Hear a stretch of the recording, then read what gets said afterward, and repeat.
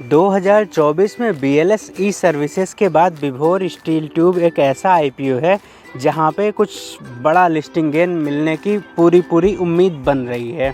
लेकिन यहाँ पे समस्या क्या है? तो समस्या सबसे बड़ी ये है कि यहाँ पे मैक्सिमम लोगों को अलॉटमेंट नहीं मिला है। तो भाई जब अलॉटमेंट नहीं मिला है तो फिर लिस्टिंग गेन मिलेगा कैसे? और जहाँ तक मुझे उम्मीद है शायद आपको भी अलॉटमेंट नहीं मिला होगा। और अगर आपको भी इस IPO में अगर आपने अप्लाई किया था तो अलॉटमेंट नहीं मिला है तो कमेंट करके ज़रूर बताएं, क्योंकि मुझे भी नहीं मिला है। तो अब अलॉटमेंट नहीं मिला है तो आगे इसमें अच्छा मुनाफा कैसे कमाया जाए, और जिन भाई लोगों को अलॉटमेंट मिला है उनके लिए भी बात करेंगे कि उनकी आगे की स्ट्रेटजी क्या होनी चाहिए। तो वीडियो को पूरा देखें जिससे कोई भी स्ट्रेटजिक पॉइंट आपसे छूट ना जाए। तो ऑफ़र शुरू हुआ था 13 फरवरी को और क्लोज हुआ 15 फरवरी को। इशू साइज़ 72.17 करोड़ का था। इससे बड़े तो आजकल SME IPO आने लगे हैं, लेकिन फिर भी ये काफ़ी छोटे साइज़ का IPO था, लेकिन मेन बोर्ड IPO था। प्राइस बैंड 141 से 151 रुपये का रखा गया था और इसमें 99 शेयर्स के एक लॉट होने वाले थे। और इस IPO की जो अलॉटमेंट आया था वो 16 फरवरी को आया था और इसके रिफ़ंड 19 फरवरी को क्रेडिट हुए। और इसमें जो लिस्टिंग होनी है वो 20 फरवरी यानी कल के दिन होनी है। तो अब इस शेयर में किस हिसाब से आगे की जो स्ट्रेटजी होनी चाहिए, जिनको अलॉटमेंट नहीं मिला है और जिनको अलॉटमेंट मिला है, तो इसको जानने के लिए ग्रे मार्केट प्रीमियम को एक बेस बना के बात करते हैं। तो 10 फरवरी को जब ये स्टार्ट हुआ ग्रे मार्केट प्रीमियम, तो पहले ही दिन से 130 का ग्रे मार्केट प्रीमियम शो हो रहा था, जो 12 फरवरी को घट के 120 पे आ गया। 13 फरवरी को grey market premium as it is same बना रहा और 14 फरवरी को इसमें और गिरावट हुई और ये 110 पे जा पहुंचा। 16 फरवरी को जिस दिन अलॉटमेंट आया उस दिन ग्रे मार्केट प्रीमियम 130 का था। 17 फरवरी को इसमें और बढ़त देखने को मिली और ये 140 पे जा पहुंचा। फिर 19 फरवरी को आज के दिन इसका ग्रे मार्केट प्रीमियम अभी लाइव जो 140 का चल रहा है। इस हिसाब से देखें तो IPO का जो प्राइस है वो 151 रुपये का रखा गया था। इसमें ग्रे मार्केट प्रीमियम को ऐड करते हैं तो जो लिस्टिंग होती हुई नज़र आ रही है वो लगभग 291 रुपये पे होती हुई नज़र आ रही है। तो अब इसमें सवाल ये बनता है कि इसमें आगे की स्ट्रेटजी क्या होनी चाहिए। वैसे देखें तो इसमें अच्छा खासा लिस्टिंग गेन मिल रहा है, लगभग 93% का बेहतरीन लिस्टिंग गेन देखने को इस कंपनी में मिल रहा है। तो इसमें जैसा जिन लोगों को IPO अलॉटमेंट हुआ है पहले तो उनको बहुत बधाइयाँ। तो उनको उनके पैसे बिल्कुल 7 दिनों में लगभग 92% से ज़्यादा ग्रोथ उनके पैसों में होने वाली है।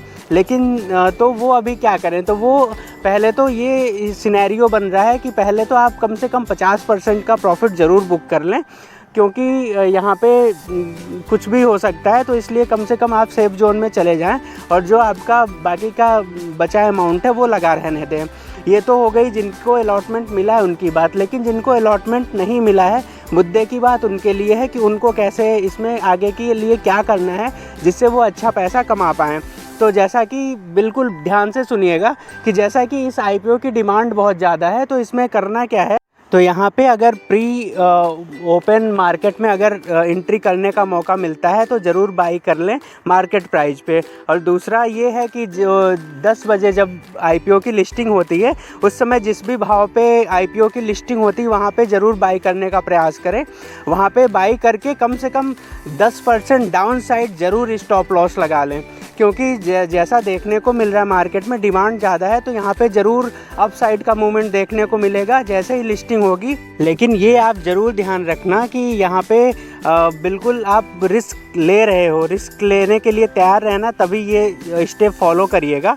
बिल्कुल 10% डाउन साइड का स्टॉप लॉस मेंटेन करें और यहाँ पे बिल्कुल अप साइड का मूवमेंट होगा, ये पक्का है। तो जैसे ही अप साइड मूवमेंट होता है आप अपने स्टॉप को फिर से ऊपर की तरफ ट्रेल करते रहें और ऊपर साइड जाने दें जब तक स्टॉप लॉस ऊपर की तरफ बढ़ाते रहें, जब तक ये शेयर के प्राइस अप साइड को मूव करते रहते हैं। और कम से कम 10-20% पे ज़रूर मुनाफा बांध लें।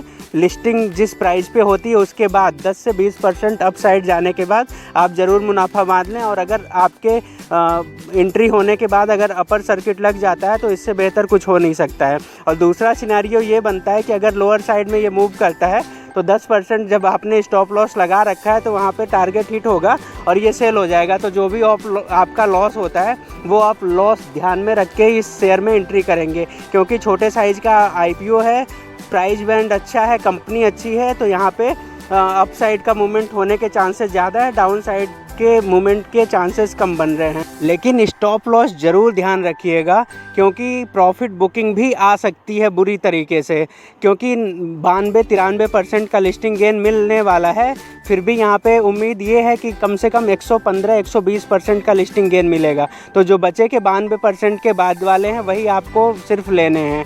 तो ये चीज़ ज़रूर ध्यान रखें, स्टॉप लॉस मेंटेन रखें जिससे आपका लॉस ना हो। बिल्कुल स्टॉप लॉस को स्ट्रिक्टली होल्ड करके चलें और ट्रेल करते रहें, ऊपर साइड को ट्रेल करते रहें। अभी के टाइम लॉन्ग टर्म का कोई नज़रिया ना बनाएं, क्योंकि इस शेयर में अभी करेक्शन काफ़ी होगा। एक बार ज़बरदस्त प्रॉफिट बुकिंग आएगी, उसके बाद जिस प्राइस पे ये थमता है वहीं पे आगे के लिए सोचेंगे और वहीं पे आगे लॉन्ग टर्म में निवेश की बात करेंगे। क्योंकि एक बार प्रॉफिट बुकिंग आ जाने दें, उसके बाद ही लॉन्ग टर्म का नज़रिया बनाएं। धन्यवाद।